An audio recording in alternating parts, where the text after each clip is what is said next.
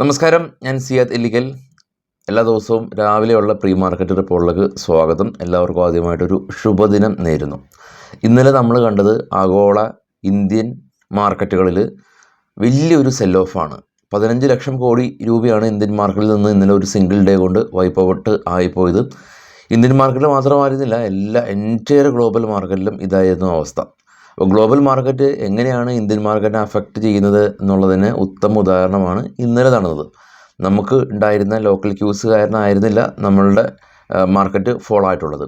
Japan market ഏകദേശം ഒരു 15 വർഷത്തിന് മുമ്പ് ഉണ്ടാക്കിയിട്ടുള്ള ഒരു വലിയൊരു ഫോള്, ആ ഒരു ഫോളാണ് ഇന്നലെയും നടന്നത്. ഒരു ഇൻട്രാഡേയിൽ ഏകദേശം ഒരു 10% മുകളിലാണ് ജപ്പാൻ മാർക്കറ്റ് ഫോൾ ആയിട്ടുള്ളത്. ജപ്പാൻ മാർക്കറ്റിൽ വലിയ തോതിൽ ഇൻഫ്ലേഷനാണ് ഉള്ളത്. അവിടെ കാശെല്ലാം തന്നെ നമ്മൾ ബാങ്ക് അക്കൗണ്ടിൽ ഇടുമ്പോൾ നെഗറ്റീവായിട്ട് നമ്മുടെ ക്യാഷ് കുറഞ്ഞു പോകുന്നൊരു അവസ്ഥയാണുള്ളത്. അതായത് നമ്മുടെ നാട്ടിൽ സേവിങ് അക്കൗണ്ടിൽ കാശ് ഇടുമ്പോൾ പൈസ കൂടി വരും. മിനിമം ബാലൻസിന് മാത്രമാണ് പൈസ കുറഞ്ഞു പോകുള്ളൂ. ജപ്പാൻ മാർക്കറ്റിൽ നേരെ തിരിച്ചാണ്. അവിടെ നമ്മൾ എത്ര പൈസ ഇട്ടാലും പതിയെ പൈസ കുറഞ്ഞു പോകുന്നൊരു ഒരവസ്ഥയാണ് ഉള്ളത്. അപ്പോൾ ഗവൺമെൻറ് ഇൻഫ്ലേഷൻ മറികടക്കാനായിട്ട് ഇൻട്രസ്റ്റ് റേറ്റ് വർദ്ധിപ്പിച്ചു. ഇൻട്രസ്റ്റ് റേറ്റ് വർദ്ധിപ്പിച്ചപ്പോൾ ജപ്പാൻ യെൻ സ്ട്രോങ് ആയി. കൂടാതെ തന്നെ ഇക്വിറ്റി മാർക്കറ്റിൽ നിന്ന് പണം പിൻവലിക്കപ്പെട്ടു. ഗവൺമെൻറ് ഡെപ്റ്റ് സെക്യൂരിറ്റീസിൽ ഇൻട്രസ്റ്റ് ഉണ്ട് എന്നുള്ള കാരണം കൊണ്ട് അവിടേക്ക് പണം ഒഴുകി. അതാണ് ജപ്പാൻ മാർക്കറ്റിൽ സംഭവിച്ചത്. പക്ഷേ ഇതെല്ലാം തന്നെ എല്ലാ ആൾക്കാർക്കും അറിയാവുന്ന കഥയാണ്. ഞാൻ ഇപ്പോൾ ഉള്ള കാര്യത്തിലേക്ക് വരാം. ഇപ്പോൾ കുറച്ച് ഒരു ശുഭ പ്രതീക്ഷ നമുക്ക് വെക്കാനായിട്ട് പറ്റുന്ന രീതിയിലാണ് ഇപ്പോൾ ഗ്ലോബൽ മാർക്കറ്റിൻ്റെ പോക്ക്. ഇപ്പോൾ ട്രേഡ് ചെയ്യുന്ന ജപ്പാൻ മാർക്കറ്റ് ഉൾപ്പെടെയുള്ള ജപ്പാൻ, കൊറിയ, ചൈന, ഓസ്ട്രേലിയ ഒരു പോസിറ്റീവ് സെൻറ്റിമെൻറ്റ്സ്. ഇന്ത്യൻ മാർക്കറ്റ് ഇന്നലെ ക്ലോസ് ആയിരിക്കുന്നത് നമ്മൾ നിഫ്റ്റി 24,000 മുകളിലായിരുന്നു. 24,200 വരെ നിഫ്റ്റി പോയിരുന്നു.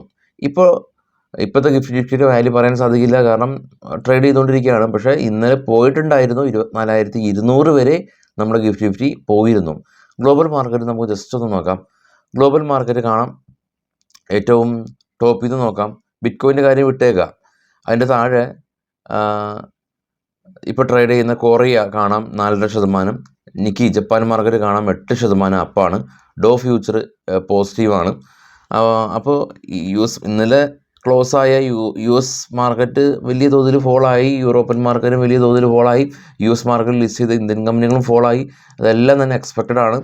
പക്ഷേ ഇപ്പോൾ നമ്മൾ നേരത്തെ കണ്ട പോലെ തന്നെ ജപ്പാൻ മാർക്കറ്റ് പോസിറ്റീവാണ്, കൊറിയ പോസിറ്റീവാണ്, ചൈന പോസിറ്റീവാണ്, ഓസ്ട്രേലിയ പോസിറ്റീവാണ്, ഡോ ഫ്യൂച്ചർ പോസിറ്റീവാണ്. ഇനിയിപ്പോൾ ഇന്ത്യൻ മാർക്കറ്റ് തിരികെ വരേണ്ടതാണ് എന്നുള്ളതാണ് നമ്മുടെ പ്രതീക്ഷ. നിഫ്റ്റി നേരത്തെ സൂചിപ്പിച്ച പോലെ തന്നെ നിഫ്റ്റി 200 പോയിൻറ്റിൻ്റെ ഒരു അപ്പ് പോയിരുന്നു. അപ്പോൾ നമുക്കിന്ന് പ്രതീക്ഷകൾ കൈവിടാതെ നിൽക്കാം. പിന്നെ വേറൊരു കാര്യം FISൻ്റെ ആക്ടിവിറ്റീസാണ്. 10,000 കോടി രൂപ FIS ഇന്നലെ സെല്ല് ചെയ്തിട്ടുണ്ട്. DIs 9,156 കോടി രൂപയുടെ ബൈയിങ് നടത്തിയിട്ടുണ്ട്. അപ്പോൾ നെറ്റ് സെല്ല് എത്രയാണ്? 900 കോടി രൂപ. അപ്പോൾ ബാക്കി സെല്ല് ചെയ്താരാണ്? റീറ്റെയിലേഴ്സ്. അവിടെയാണ് റീറ്റെയിലേഴ്സിൻ്റെ പാനിക് സെല്ലിൻ്റെ പവർ ഉള്ളത്. നമ്മൾ 2 ദിവസം മുമ്പ് നമ്മൾ പറഞ്ഞിട്ടുണ്ടായിരുന്നു റീറ്റെയിലേഴ്സ് ചില്ലറക്കാരല്ല എന്ന്. ഇന്ന് കുറച്ച് സ്റ്റോക്കുകളുടെ വാർത്തകൾ കളക്ട് ചെയ്തിട്ടുണ്ട്. അതിൽ ആദ്യം ഭാരത് എയർടെലാണ്. നെറ്റ് പ്രോഫിറ്റ് ഓൾമോസ്റ്റ് ഡബിളായി 4,160 കോടി രൂപ കരസ്ഥമാക്കി. ഭാരത് ഹെക്സാകോൺ കമ്പനി നെറ്റ് പ്രോഫിറ്റ് 551 കോടി രൂപയിലേക്ക് ഉയർന്നു. റവന്യൂവും 14% ഉയർന്നു. ഗെയിലും കോൾ ഇന്ത്യയും കൂടി ജോയിൻറ്റ് വെഞ്ചറായിട്ടൊരു നാച്ചുറൽ ഗ്യാസ് പ്രൊജക്റ്റ് വെസ്റ്റ് ബംഗാളിൽ ആരംഭിക്കുന്നുണ്ട്. സെറ സാനിറ്ററി വെയർ കമ്പനി ഇവർ 130 കോടി രൂപയുടെ ഷെയർ ബൈബാക്ക് പ്രഖ്യാപിച്ചു. Honeywell automation company net profit 32% ഉയർന്നു, 132 കോടി രൂപ ഉയർന്നു. ONGC കമ്പനി നെറ്റ് പ്രോഫിറ്റ് 43% ഇടിഞ്ഞു. Deepak nitrate company net profit 35% ഉയർന്നു. Gujarat state fertiliser company net profit 112 നിന്ന് 87 കുറഞ്ഞു. ബ്രിഗേഡ് കമ്പനി നെറ്റ് പ്രോഫിറ്റ് 38 നിന്ന് 83 വർദ്ധിപ്പിച്ചു. ഇന്ദ്രപ്രസ്ഥ മെഡിക്കൽ കമ്പനി 30 നിന്ന് 44 വർദ്ധിപ്പിച്ചു. BLS ഇൻ്റർനാഷണൽ കമ്പനി 71 കോടി രൂപയിൽ നിന്ന് 120 കോടി രൂപയിലേക്ക് നെറ്റ് പ്രോഫിറ്റ് വർദ്ധിച്ചു. ത്രിവേണി ടർബൈൻ കമ്പനി 43 കോടി രൂപയിൽ നിന്ന് 63 കോടി രൂപയിലേക്ക് നെറ്റ് പ്രോഫിറ്റ് വർദ്ധിച്ചു. മണാലി പെട്രോ 4 കോടി രൂപയിൽ നിന്ന് 13 കോടി രൂപയിലേക്ക് നെറ്റ് പ്രോഫിറ്റ് ഉയർത്തി. ആന്ധ്ര പേപ്പർ കമ്പനി 118 കോടി രൂപയിൽ നിന്ന് 27 കോടി രൂപയിലേക്ക് പ്രോഫിറ്റ് ഉയർത്തി. Tata chemical company net profit 68% ഇടിഞ്ഞു. BEML കമ്പനി ലോസാണ് ഉള്ളത്, പക്ഷേ ലോസ് കുറച്ചിട്ടുണ്ട്. കഴിഞ്ഞ തവണ 74 കോടി രൂപ ലോസ്, ഈ തവണ 70 കോടി രൂപ ലോസിലേക്ക് ലോസ് കുറയ്ക്കാനായിട്ട് പറ്റിയിട്ടുണ്ട്. അപ്പോൾ ഓപ്പൺ ഇൻട്രസ്റ്റ് ഇപ്പോൾ നോക്കുന്നതിൽ അർത്ഥമില്ല, ഗിഫ്റ്റ് നിഫ്റ്റിയുടെ വാല്യൂ നോക്കുന്നതിൽ അർത്ഥമില്ല. കാരണം മാർക്കറ്റ് കുറച്ചും കൂടി ഓപ്പൺ ആവാനായിട്ട് ഇനിയും സമയമുണ്ട്. എങ്കിലും ആളുകൾ വലിയ തോതിൽ ഷോർട്ട് ചെയ്ത് വച്ചിരിക്കുന്ന ആളുകൾ, അതായത് മാർക്കറ്റ് ഇടിയുമ്പോൾ അഗ്രസീവായിട്ട് അറ്റ് ദ മണിയും ഇൻ ദ മണിയും ഒക്കെ കൂടി ആളുകൾ ഷോർട്ട് ചെയ്ത് വെക്കും, ഇനിയും ഫോൾ ആകുമെന്നുള്ളൊരു പെർസ്പെക്റ്റീവിൽ.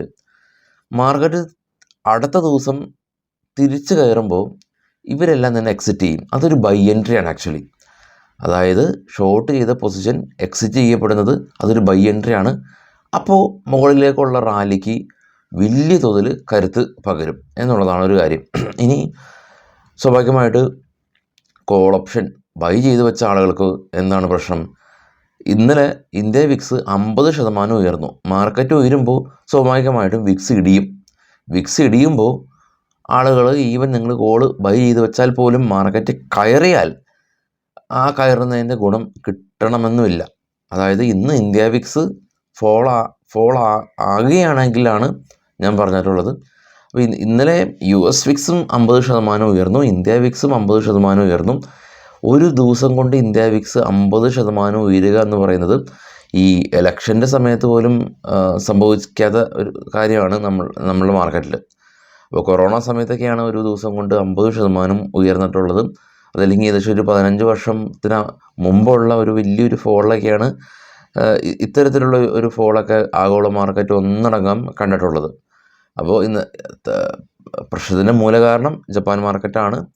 അപ്പോൾ ഇനിയും അവിടേക്കുള്ള ന്യൂസാണ്. നമ്മളതുകൊണ്ടാണ് നമ്മളുടെ ന്യൂസിൽ എല്ലാ ദിവസവും ഗ്ലോബൽ മാർക്കറ്റ് രാവിലെയും വൈകിട്ടും Japan market, Nikki, Shanghai, KOSPI എന്നൊക്കെ നമ്മൾ എല്ലാ ദിവസവും പറയുന്നുണ്ടല്ലേ. അപ്പോൾ അത് പറയുന്നതിൻ്റെ ഒരു പ്രധാന കാരണം അവിടെ ഉണ്ടാകുന്ന പ്രശ്നങ്ങൾ നമ്മൾ ഇമ്പാക്റ്റ് ചെയ്യപ്പെടും. അതുകൊണ്ടാണ് നമ്മൾ എല്ലാ ദിവസവും അത് പറയുന്നത്. അപ്പോൾ ഇനിയും നമ്മുടെ ഗ്ലോബൽ മാർക്കറ്റിൻ്റെ അപ്ഡേറ്റ്സൊക്കെ അല്ലെങ്കിൽ ഗ്ലോബൽ ഈവൻ്റിൻ്റെ ഒക്കെ അപ്ഡേറ്റ്സൊക്കെ ഇനി മുന്നോട്ട് നമ്മൾ അത്രയും ഇമ്പോർട്ടൻസ് കൊടുത്തു വേണം പോകാനായിട്ട്. അപ്പോൾ ഇനി നമുക്ക് കൂടുതൽ ഗ്ലോബൽ മാർക്കറ്റ് ന്യൂസുകളൊക്കെ ഉൾപ്പെടുത്തേണ്ടതായിട്ടുണ്ട്. അപ്പോൾ അത്തരത്തിൽ നമ്മുടെ ചാനലിൽ എല്ലാ ന്യൂസുകളും എല്ലാ ഘടകങ്ങളും ഇൻഗ്രീഡിയൻസും ആഡായ വളരെ ചെറിയ ഷോർട്ട് ടൈമിലേക്ക് കൂടുതൽ കഥകളൊന്നും പറയാതെ ചെറിയ ന്യൂസായിട്ട് നമുക്ക് മാറ്റാം പതിയെ. അപ്പോൾ എല്ലാവർക്കും ശുഭദിനം. Thank you.